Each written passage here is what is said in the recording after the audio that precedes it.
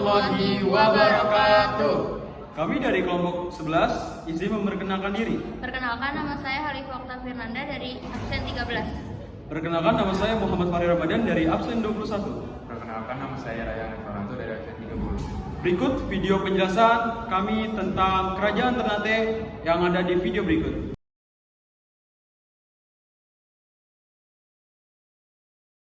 Yang pertama, letak Kerajaan Ternate. Kerajaan Ternate terletak di sebelah barat Pulau Halmahera, Maluku Utara.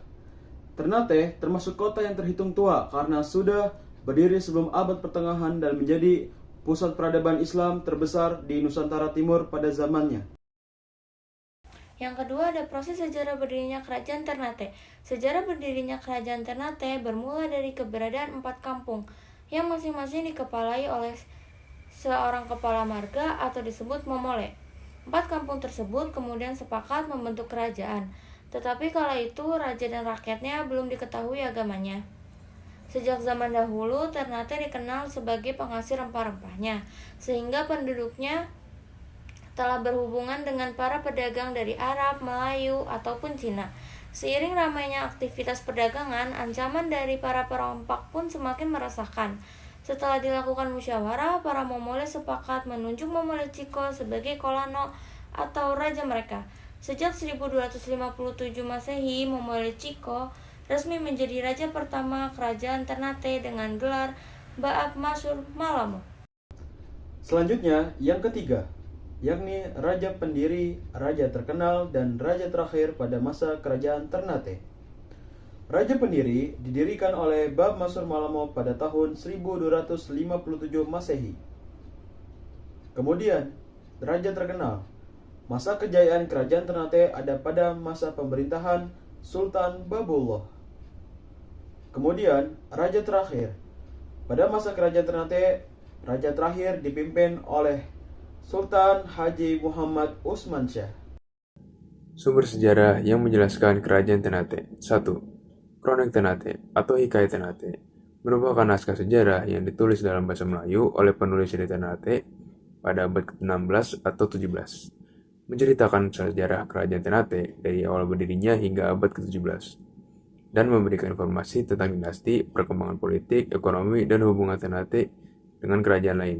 Kedua, Babat Tanah Jawi, naskah sejarah Jawa yang juga mencakup informasi tentang Kerajaan Ternate dan menceritakan hubungan antara Ternate dan Kesultanan Mataram di Jawa. Ketiga, sumber Portugis.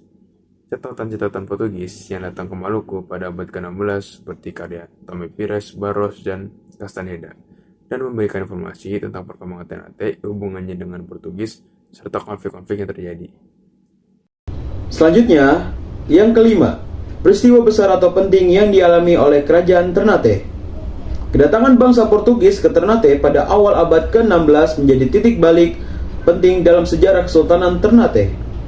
Portugis tertarik dengan kekayaan rempah-rempah Maluku, terutama cengkeh dan pala, yang memiliki nilai ekonomi yang sangat tinggi di pasar Eropa pada masa itu. Pada tahun 1512, kapal-kapal Portugis yang dipimpin oleh Francisco Serrao dan Antonio de Abreu tiba di Ternate.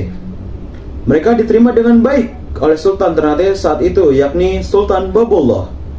Hubungan antara Portugis dan Kesultanan Ternate berjalan cukup harmonis, dengan Sultan Ternate memberikan izin kepada Portugis untuk membangun benteng dan menetap di pulau tersebut.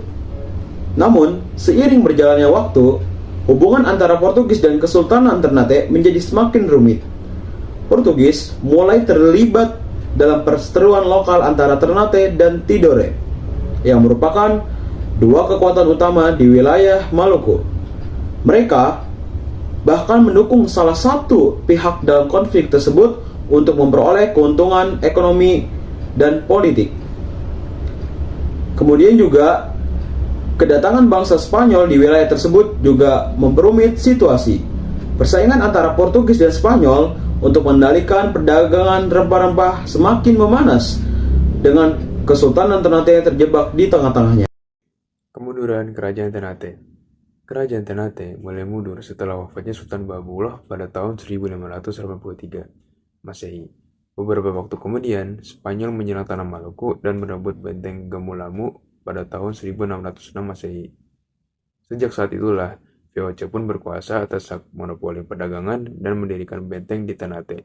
Hingga pada akhir abad ke-17 Masehi, kerajaan Ternate sudah berada di bawah kendali VOC sepenuhnya. Yang ketujuh ada peninggalan kerajaan Ternate. Yang pertama, Istana Sultan Ternate. Istana Sultan Ternate punya 2 lantai yang menghadap ke arah laut. Wilayah istana dikelilingi perbentengan yang letaknya satu kompleks dengan Masjid Ternate. Yang kedua ada Masjid Ternate. Masjid Ternate didirikan oleh Sultan Hamzah. Keunikan masjid ini yaitu memiliki atap bersusun 7.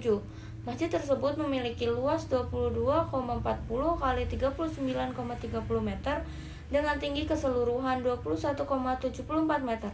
Yang ketiga ada senjata perang. Raja-raja Ternate punya beberapa koleksi kebanggaan seperti halnya senjata dan alat-alat perang.